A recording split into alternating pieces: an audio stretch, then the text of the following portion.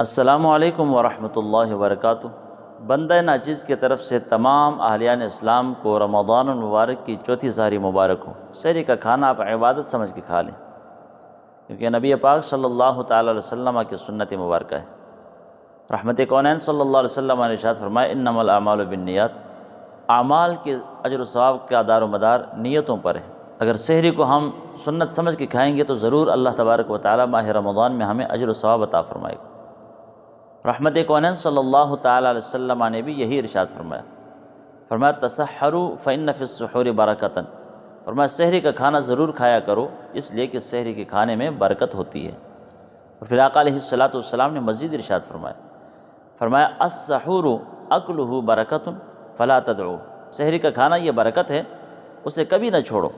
اور پھر آقا علیہ السلام نے فرمایا ولو ان یجرع احدکم جرعۃ من ماء، اگرچہ تم میں سے کوئی بندہ پانی کے گھونٹ کے ساتھ سحری کرے، لیکن کرے ضرور، کھائے پیے ضرور۔ وجہ کیا ہے؟